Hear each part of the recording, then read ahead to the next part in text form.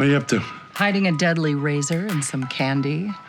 Okay. Don't you judge me. I'm just creating a visual aid to show Adam the dangers of getting candy from strangers without his mother. See? This used to be fun size. Now it's terror size. Wendy does not make Beverly Goldberg a character. She makes her a real mother from that generation who raised her kids, didn't have a career, and that was her career. What have I done? She's so committed to the role. Hair, her costume, her makeup. When she puts on the wig, there's Beverly Goldberg. Okay, so party's tomorrow. What exactly do you need? Everything. Everything? Don't panic.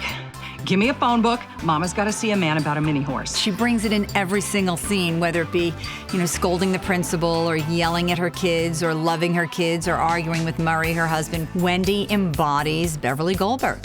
I see.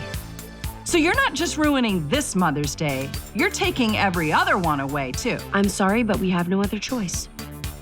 Message received. I apologize in advance for what comes next.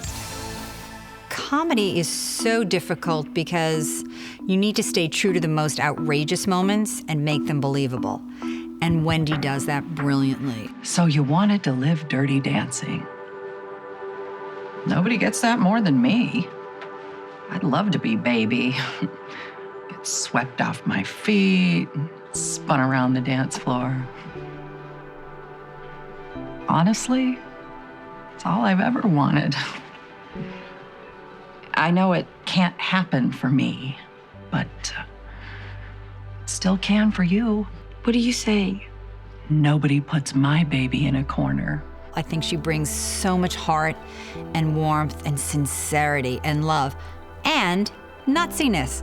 Mothers who are staying at home raising 3 kids, each kid has become her pet project. You can't but get nutsy, and that's where the comedy comes from. Your things aren't stolen, schmoopers. I just took them all back. What are you saying right now? You took away a lifetime of gifts from me. It's only fair I do the same. I think she should absolutely be nominated in the category of comedic women on television. Just move it back and forth. Seems fine to me. Just move with it a little. Just take a few steps forward and a few steps back. Just really get into the rhythm of the vacuum.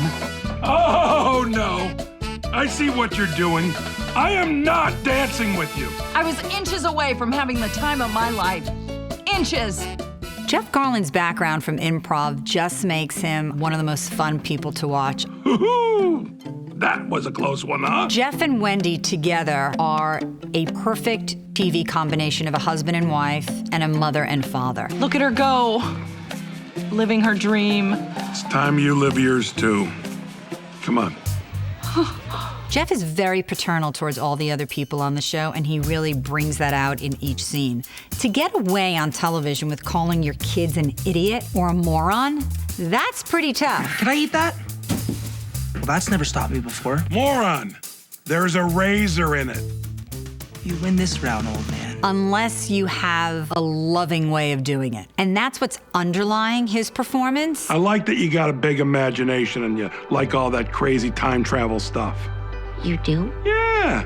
It's what makes you you, and I wouldn't want to change that. Maybe a little.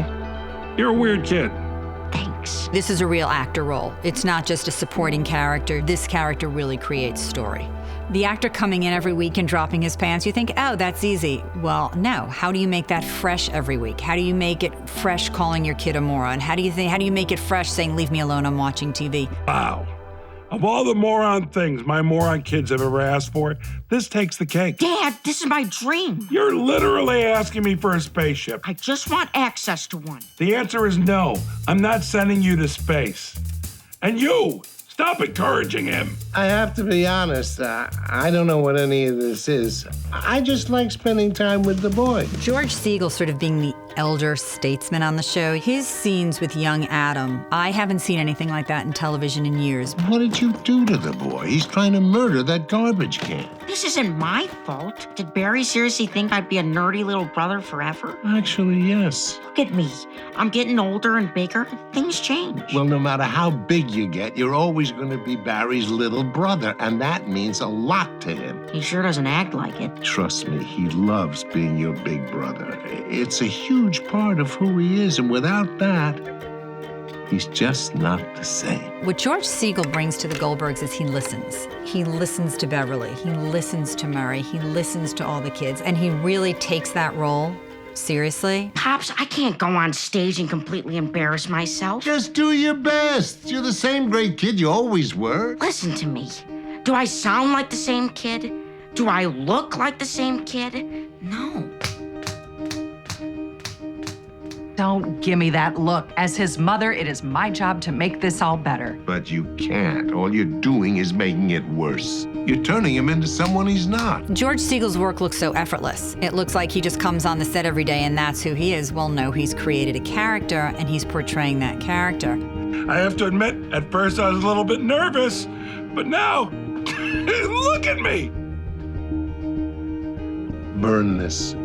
I'm sorry? This must never be seen by anyone. I'm not following. If you love my daughter, you won't do any of this ever again. I really feel we have comedy royalty on the show between George Siegel and Wendy McClendon-Covey and Jeff Garlin. And I think that actors love to work with other actors that are actually going to make them better. And comedy actors in particular really respect other comedy actors who've come before them and have sort of laid that path. George Siegel has done that for the Goldbergs.